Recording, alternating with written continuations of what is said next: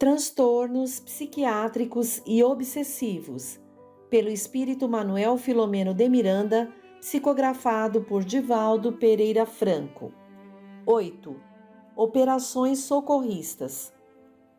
Em conversação edificante, Dr. Inácio Ferreira esclareceu-nos que a decodificação do genoma humano, que houvera sido decifrado e apresentado num primeiro rascunho, algo recentemente, oferecia aos estudiosos terrenos de mais ampla visão em torno dos quadros da saúde e da doença, por se encontrarem assinalados na sua estrutura. Desejando que entendêssemos o que gostaria de elucidar, informou-nos: esse código da hereditariedade da vida, segundo os especialistas, encontra-se escrito em 3 bilhões de letras de forma complexa e muito delicada, expressando-se em 4 letras ou caracteres. Desse modo, cada célula do corpo humano possui toda a história do ser através de informações especiais que são fixadas pelo perispírito durante a vilegiatura carnal de cada espírito. As mutações que nele ocorrem, muito intrigantes para os pesquisadores, são responsáveis pelos registros de futuros fenômenos orgânicos, emocionais e mentais, como resultado das vibrações emitidas pelo ser real, o espírito, que imprime, através do seu órgão intermediário, todas as necessidades evolutivas que se expressam como saúde ou enfermidade. Processos degenerativos, como parkinsonismo, mal de Alzheimer, distrofia muscular, diabetes, câncer e outros, por exemplo, estão codificados no genoma do DNA, aparecendo oportunamente, na ocasião em que se devem cumprir as determinações das leis da vida. A morte dos neurônios produtores da dopamina, por exemplo, responde pela síndrome de Parkinson, reduzindo o volume do cérebro e petrificando-o, o que o torna irrecuperável. Nada obstante, embora a ocorrência traduza uma deficiência ou mutação genética, defrontamos aí o impositivo da necessidade de reabilitação do espírito calceta sob a injunção provacional ou expiatória, conforme se apresente a doença. Com os avanços derivados da decodificação do projeto Genoma Humano, acreditam os neurocientistas que a futura medicina, qual sucede hoje, terá um caráter preventivo quando se poderá obter um documento digital de cada indivíduo com os dados informativos a respeito de futuras enfermidades graves que se lhe encontram programadas, realizando tratamentos especiais antes do seu desencadeamento. Embora a nobreza de propósitos dessa possibilidade, muitos desafios surgem, especialmente no campo das informações pessoais e confidenciais que podem ser vazadas, gerando diversos problemas para aqueles que apresentem sinais de futuros cânceres, diabetes ou outros males, que ficariam impedidos de conseguir emprego, adquirir apólices de seguro de vida, etc. Entretanto, um avanço de tal porte já enseja melhores possibilidades para a existência humana saudável, aguardando-se o estabelecimento de uma bioética valiosa, para esse como para outros campos de pesquisas, quais os das células tronco embrionárias, da clonagem e de diversos procedimentos, ora em estudo e debates acirrados. Reflexionando mediante uma pausa oportuna, o nobre psiquiatra continuou: prosseguindo-se nessa marcha evolutiva de conquistas quase inabordáveis na genética, na biologia molecular, na interação mente-corpo, logo chegarão os investigadores mais dedicados à realidade espírito-matéria e aos significados disso decorrentes. Quando tal acontecer, a medicina preventiva terá um alto grau de representação moral, cujo código impresso no Evangelho de Jesus será o mais seguro processo terapêutico preventivo e curador para todas as mazelas humanas, contribuindo essa conduta espiritual para impedir algumas das mutações que ocorrem no genoma como imposição de doenças necessárias ao crescimento moral do espírito. Mais próximo do projeto divino, o ser humano compreenderá melhor a finalidade da vida física e se aplicará os melhores métodos para bem vivenciá-la. Quando silenciou, observou que as suas palavras finais foram também ouvidas pelo nosso gentil amigo Dr. Hermínio, o neurocirurgião do Sanatório Esperança, que chegara para a tarefa programada. Como a solicitar-lhe opinião, Dr. Ignácio sorriu para ele e desculpou-se. Reconheço que essa não foi a área a que me dediquei na Terra. Nada obstante, venho participando de um grupo de estudos no Sanatório Esperança em torno do genoma humano, por ser especialmente fascinante esse portador de tão grandiosos caracteres encarregados de atender aos impositivos do processo da evolução, ensejando-nos entendimento mais completo em torno das leis da vida. Sentindo-se diretamente convidado a opinar, o amigo, que aparentava pouco mais de 50 anos, considerou: a minha desencarnação sucedeu como efeito de uma desgastante leucemia. Aparentemente sempre gozara de uma saúde invejável.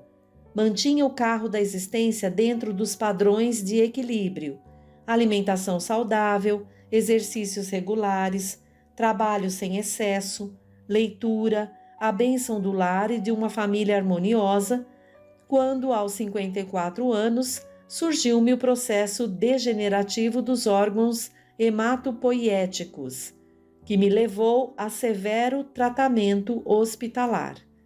Todos os recursos possíveis em respeitável hospital da cidade de São Paulo, no qual eu trabalhava, foram colocados à minha disposição, incluindo a cirurgia de transplante de medula. Tudo redundou inútil, trazendo-me de volta ao grande lar. Passado o largo período de adaptação e ajustamento às circunstâncias, intrigado com a leucemia que me vencera, logo me foi possível, passei a estudá-la com o venerando mestre de nossa comunidade, vindo a descobrir que ela procedia não de qualquer possível hereditariedade, mas da mutação de alguns genes, um deles denominados saltadores, que me proporcionaram o desenvolvimento desordenado dos leucócitos, assim como das células que os procedem no sangue e na medula óssea. Era como se eu estivesse marcado desde o nascimento para experienciar esse doloroso processo. Sem dúvida, surgiram-me indagações profundas, levando-me a pensar na possibilidade de haver podido evitar essa fatalidade, caso houvesse tido conhecimento anterior. Apesar disso, essa ocorrência procedia de comportamentos extravagantes que me permitira em anterior existência e que me assinalaram de maneira irreversível. Por essa razão, acredito que, mesmo quando seja possível identificar-se as futuras enfermidades fatais nos indivíduos, a maioria delas resistirá à terapia preventiva, por se tratar de reabilitação moral do espírito que a padecerá. Atualmente, mais bem informado a esse respeito, considero de notável significado as conquistas científicas nessa área na Terra, mas não acredito que se deva atribuir à hereditariedade todos esses fenômenos. No meu caso, eu fui a primeira vítima da ocorrência na família e não mais um na lista das heranças. Isso me leva também a considerar que o livre-arbítrio exerce um papel de importância no comportamento, proporcionando antecipar esses acontecimentos ou postergá-los. A ditadura genética, portanto, tem limites no que diz respeito aos fenômenos psicológicos, desde que a educação e o meio ambiente operem valiosa contribuição, imprimindo no perispírito novas condutas que se transformarão em energias desencadeadoras ou retardatárias dessa fatalidade. Os comentários valiosos constituíram-nos material para meditação oportunamente e aprofundamento quando as circunstâncias o permitissem. Às 23 horas, dirigimo-nos à sala reservada às atividades espirituais, a fim de nos prepararmos para o atendimento a Anselmo, que se encontrava assistido por devotado trabalhador espiritual da clínica, embora permanecessem as vinculações com os adversários do passado, que lhe exploravam as resistências psíquicas, emocionais e também físicas, em vampirismo prolongado. Nesse comenos, a sua genitora adentrou-se no recinto com um semblante inundado de paz, confiando no Supremo Pai, em face da questão de alto significado que seria solucionada em breves momentos. As bondosas senhoras Matilde e Modesto, sempre joviais, aguardavam confiantes os labores que seriam realizados, entregues totalmente ao sentimento de caridade. Dr. Inácio e Dr. Juliano ausentaram-se, rumando na direção da enfermaria em que se encontrava o nosso paciente, e após alguns minutos trouxeram-no desdobrado parcialmente sobre uma padiola conduzida por 2 servidores desencarnados que ali operavam. Sob a orientação segura do Dr. Inácio, formamos um semicírculo em volta do leito que recebera Anselmo, e após uma oração repassada de imensa ternura proferida por Petitinga, foram aplicados passes longitudinais no enfermo, objetivando retirar-lhe as densas concentrações de morbo espiritual transmitidas pelos perseguidores. Durante a operação, o paciente gemia dolorosamente porque na mente ressumavam as imagens afligentes que não conseguia impedir de experienciar, até que, após alguns instantes, asserenou-se em sono tranquilo e refazente. A um sinal com a cabeça em direção de Dona Modesto, pelo diretor da reunião, a gentil senhora concentrou-se e, de imediato, em transe mediúnico, transfigurou-se. Automaticamente, atraindo um dos perseguidores de Anselmo, a senhora convulsionou um pouco e, com estertores na voz, pôs-se a vociferar. Que se pretende fazer com o miserável? Tomá-lo de nós e libertá-lo sem que se recupere da hediondez que lhe é natural? Onde a decantada justiça divina? Após todos os crimes praticados, pensa-se em recompensá-lo, liberando-o do sofrimento, sem o menor respeito pelas suas vítimas, que somos muitos de nós aqui presentes? Com serenidade e compreensão, Dr. Inácio esclareceu-o. Longe de nós o desejo de libertar o encarcerado antes que se ajuste aos impositivos da lei de ação e de reação. O nosso propósito constitui-se de auxílio fraternal a ele e aos demais que fazem parte da sua infelicidade.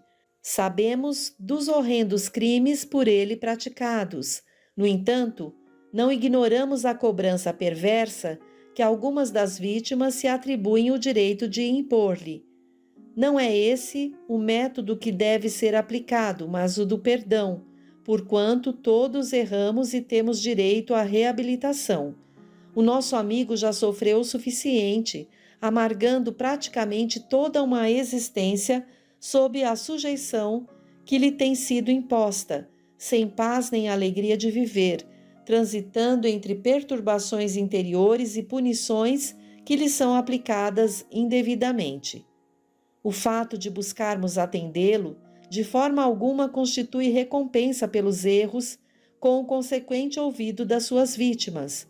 O nosso trabalho tem por objetivo libertá-los também, considerando que todo cobrador é infeliz em si mesmo, malbaratando o tempo que poderia aplicar para a felicidade em injusta cobrança que não lhe é permitido realizar, pois somente Deus dispõe de todos os elementos para estabelecer os critérios de resgate, sem gerar novos devedores.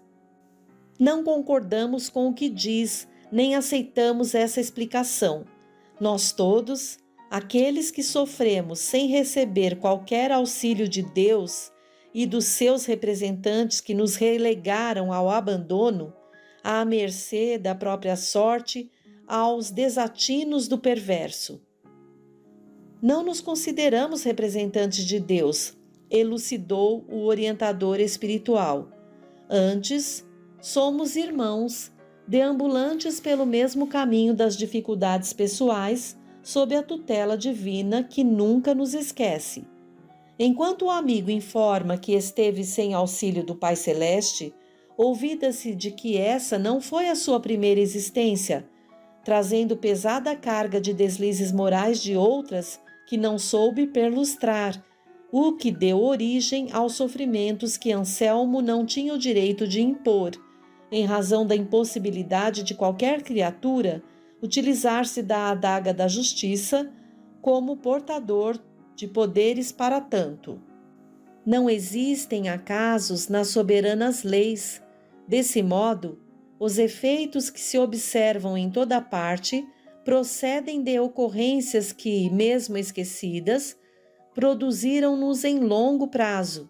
Todavia, não nos cabe aqui relacionar os fatores que desencadearam as suas e as dores das demais vítimas do nosso infeliz companheiro, mas evitar que novas injunções sem cabida venham transformar-se em geratrizes de futuras e complexas aflições para os seus autores. Que pretendem fazer com ele? Ouvimos dizer que irão liberá-lo do corpo, assim escapando de nossos propósitos. O nosso planejamento, redarguiu Dr. Inácio, prevê a libertação espiritual do enfermo, retirando-o do presídio material, o que ocorrerá com ou sem a nossa interferência.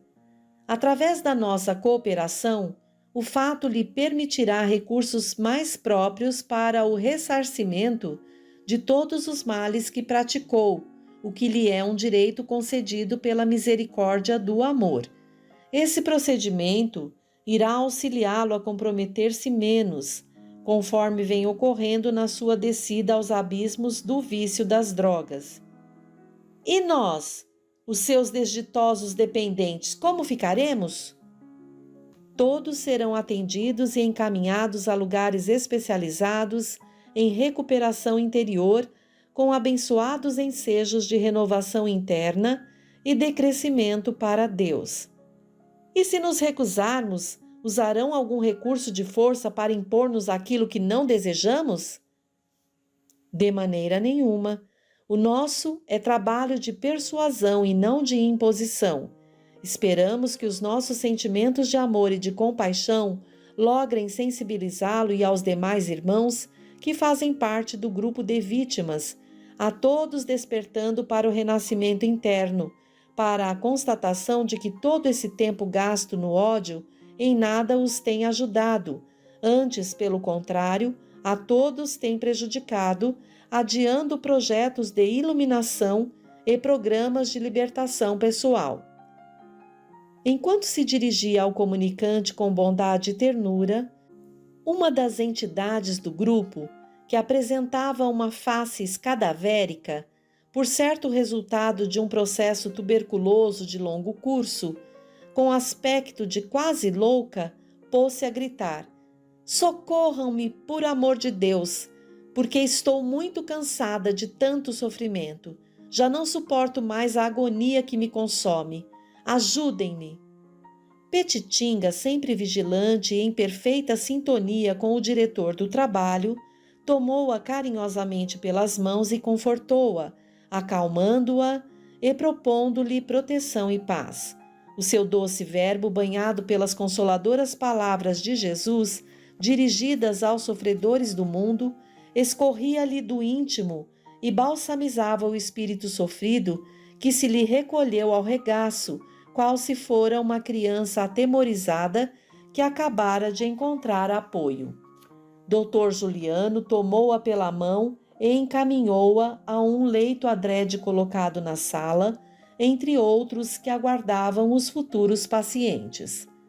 Logo depois, mais alguém se rendeu ao verbo do doutrinador, que, embora dirigido àquele com o qual dialogava, alcançava os demais ouvintes presentes, iniciando-se a libertação de Anselmo, em face da mudança de atitude dos seus algozes. O ligeiro tumulto parecia haver sido previsto, porque não houve qualquer distúrbio na atividade, mantendo-se todos em tranquilidade, sendo tomadas as providências compatíveis com cada ocorrência. Nesse ínterim, o justiceiro com os seus sequazes apareceram à porta e tentaram entrar, sem o conseguir, em razão das defesas magnéticas que guardavam o ambiente, pondo-se todos a blasfemar em desvario. Foi quando o irmão comunicante esbravejou: "Que se passa com esse bando de covardes que desertam do campo de batalha antes da vitória? Que artes demoníacas estão usando para atemorizá-los? Todos temos um compromisso com o desgraçado que nos vitimou, destruindo nossos lares e nossas existências. Por que a deserção?" Como o irmão constata, redarguiu muito calmo o orientador: "As nossas são as artes do amor e da luz, que lhe estamos colocando à disposição, a fim de que aproveite a feliz oportunidade que o Senhor lhe concede. Já se passaram muitos anos desde a ocorrência nefasta que os afligiu, não se podendo prolongar indefinidamente por capricho da ignorância e da perversidade também das suas vítimas. Ninguém sofre sem razões justas, embora desconhecidas na ocasião em que surgem as dores. A lei de causa e efeito funciona por automatismo, recolhendo nas suas malhas todos aqueles que estão comprometidos com a divina justiça. Não cabe, pois, àquele que se considera vítima o direito de impor cobrança indébita por desconhecimento dos fatores que desencadearam o transtorno. Felizmente, os irmãos da agonia despertam ante a nova realidade e optam pela felicidade ao invés do ódio, preferindo a liberdade à escravidão, ao capricho da vingança que somente conduz a dores mais acerbas. Com sabedoria, buscam o auxílio do amor que nunca nos abandona, enquanto irmão e amigo prefere a alucinação do egoísmo e do desforço, sem dar-se conta de que infringe a lei na qual deseja apoiar-se. Desperte, portanto, e renove-se, porque este é o seu momento de iniciar novo roteiro na direção da felicidade." Nesse instante, a mãezinha de Anselmo acercou-se do infeliz e deixou-se perceber enquanto lhe falou com ternura: "Recordai-vos de mim? Senhora, sempre fostes um anjo, embora sendo mãe do desnaturado. Vindes dos céus buscar-nos no inferno ao qual vosso filho nos atirou?" "Não, irmão querido", respondeu com doçura e emoção. "Sois todos filhos do coração que ama, cada qual numa postura humana. Também vos tenho na condição de filho da alma, embora as circunstâncias diferentes em que nos encontrávamos quando na terra. O meu desvairado Anselmo sempre foi um enfermo espiritual, digno de receber compaixão ao invés de ódio. Os dramas existenciais que o maceram tornam-no cada vez mais inditoso. Desse modo, tem também ele necessidade de misericórdia, aquela que não soube oferecer, a fim de poder reparar os males praticados, porém, de forma consciente e edificando o bem. Não vos pedimos desconsideração pelas dores experimentadas, mas suplicamos oportunidade reabilitadora para o Calceta. Bem sei as dores que vos dilaceram, em face dos sofrimentos experimentados pelas vossas filhinhas no passado. Nada obstante, elas que aqui estão optaram pela renovação, esquecendo-se do mal, a fim de trabalharem no bem. Agora é vossa a decisão de iniciardes novos programas em favor da felicidade. Tende compaixão. O espírito rebelde, diante de apelo tão significativo e profundo, tomado pelas lágrimas, redarguiu: sempre foste justa para com os vossos agregados na fazenda, distendendo bondade e carinho para com todos nós, em homenagem ao vosso amor, como retribuição mínima a tudo quanto nos ofertastes, mudaremos de conduta em relação ao sicário de nossas vidas. Após breves instantes de pranto convulsivo, aduziu em desespero: tende então piedade de nós, os reais desgraçados de ontem e de hoje.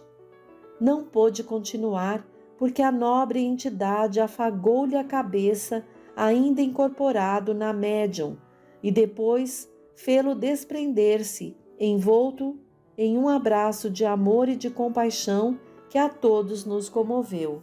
A médium retornou à consciência objetiva, refazendo-se pouco e pouco, enquanto o comunicante era colocado em um dos leitos à disposição no recinto. De imediato, Dona Matilde entrou em transe profundo e, transfigurada pelo ódio da entidade que se comunicava, bradou com desespero: comigo será muito diversa a questão. Fui empurrada pelo infame para a prostituição de baixo nível após abusar de mim longamente até a saturação, quando me entregou a desgraçado mercador de escravas brancas, que me levou à capital a pretexto de tratamento da saúde, então abalada, sem que eu soubesse que se tratava de gravidez, submetendo-me a um aborto que por pouco não me roubou a vida, o que seria uma bênção de Deus. Depois, me jogando em um bordel da mais baixa classe, no meretrício da cidade. Vendida como se fosse um animal, fui obrigada a trabalhar com o sexo até a exaustão total das forças, vencida pela sífilis e pela tuberculose, que me devoraram como se fosse um verme, num quarto imundo, sem ar, sem luz. Nunca encontrei qualquer compaixão, nenhuma solidariedade, porque ali, onde nos encontrávamos, as desgraçadas, não havia piedade nem misericórdia. Por mais que nos buscássemos amparar umas às outras, não havia tempo nem recursos de proteção em favor de qualquer de nós. Durante as crises contínuas e as dores superlativas, via o rosto do detestável que me violentara, aplicando-me antes o açoite que me cortou as carnes do corpo e da alma, assim se comprazendo enquanto eu estertorava. Quase não pôde continuar, tal a convulsão, o pranto, o desespero que a tomara. A médium agitava-se dolorosamente, traduzindo os sofrimentos do espírito infeliz, que estava a ponto de desmaiar de angústia e ódio. O eminente psiquiatra, profundo conhecedor da psique humana e dos humanos sofrimentos, com a voz repassada de ternura, chamou-a nominalmente, enquanto Petitinga aplicava-lhe recursos fluídicos regeneradores. Irmã Esmeralda, tomada de espanto e ainda aflita, inquiriu: você conhece-me? Foi meu cliente por acaso? Já não sou nada, senão putrefação, desespero. Quem é e por que está aqui? Sou seu irmão de caminhada terrestre, também necessitado de compaixão. Não fui seu cliente, porque não a buscaria para torná-la mais desventurada. Sou um servo de Jesus, aquele que recolheu as mulheres infelizes sem perguntar-lhes de onde vinham e que faziam, amparando-as com misericórdia e doçura. Fui médico na terra e estou destacado para conduzi-la a um ambulatório para cuidar da sua saúde espiritual e renová-la na experiência do amor. Nunca amei, nem fui amada, explodiu em novo pranto.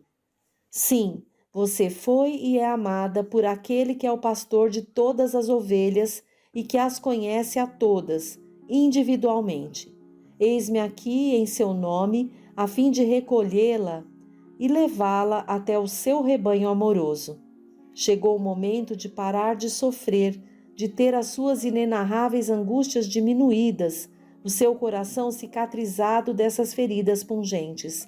Jesus é a porta, é o caminho para a redenção, é a vida em abundância. É necessário esquecer esse passado que a faz desditosa e pensar na possibilidade de ser feliz. Todos estamos destinados à felicidade, mas até alcançá-la, passamos por experiências que nos ensinam a encontrar o verdadeiro caminho, do qual, após encontrá-lo, jamais nos afastaremos. Não relacione mais os acontecimentos que a vitimaram, nem se recorde daqueles que a empurraram ao abismo e a esqueceram. Jesus nunca se esquece de nenhuma das suas queridas ovelhas, estejam no lugar em que se encontrem. É preciso olvidar o mal, a fim de pensar no bem e instaurá-lo na mente e no coração. Há quanto tempo você aguarda este momento de renovação? Não o desperdice. O ódio é uma brasa que se carrega no coração e, enquanto permanece acesa, queima os tecidos que o agasalham. Apague, pelo menos por agora, a chama devoradora que a combure, respirando esperança de paz e pensando na possibilidade de ser amada e recuperada. A pobre sofredora não podia captar todo o ensinamento que lhe chegava à mente e à emoção. As palavras eram entendidas conforme pronunciadas, porque se encontrava em turbilhão de sentimentos desenfreados, de emoções confusas e dores insuportáveis. No entanto, a entonação de voz e a emissão de misericórdia, as ondas contínuas de ternura e bondade real, transformavam-se em vibrações de harmonia que a penetravam, restabelecendo a normalidade da organização perispiritual, bombardeada durante diversas décadas por cargas mentais desestruturadoras. Enquanto, compungidos diante do martírio da sofredora, orávamos em seu favor, vimos subitamente um jato de luz em tonalidade solferina descer sobre a médium e ela envolvendo-as em claridade especial e penetrando-as de tal forma que lhes dominou as organizações perispirituais, produzindo na comunicante um tão especial benefício que ela exclamou: Deus meu, parece que estou morrendo novamente. Sim, minha irmã Esmeralda, permita libertar-se desses terríveis cascões mentais que a têm mantido encarcerada por tanto tempo, deixando esse infeliz casulo de forças dolorosas para transformar-se numa borboleta leve e bela que voará na direção do infinito. Petitinga, orientado mentalmente pelo diretor do trabalho, aplicou revigorantes fluidos no chakra cerebral e cardíaco da desencarnada, utilizando-se de movimentos rotativos no sentido horário, permitindo-lhe absorver as energias que a penetraram, acalmando-se e momentaneamente olvidando-se da própria desdita. Dr. Inácio, sempre compassivo, encerrou o diálogo informando: esqueça todo o mal, a fim de que haja lugar na sua mente e no seu coração para o bem que lhe está destinado. Não pense mais no seu algoz, que também se encontra em carência de amor, e agasalhe-se na doce compaixão de Jesus, que a todos nos ama. Voltaremos a encontrar-nos em outro lugar, noutra ocasião. Agora durma em paz, a fim de despertar em feliz recomeço espiritual. A bênção do sono reparador tomou conta do espírito desditoso que foi retirado carinhosamente do corpo perispiritual, a que se imantara em nossa irmã Matilde, e também colocado em reconfortante leito que o aguardava. Uma psicosfera de paz, caracterizada por vibrações harmônicas e refazentes, dominou o ambiente, produzindo indizível bem-estar em todos nós.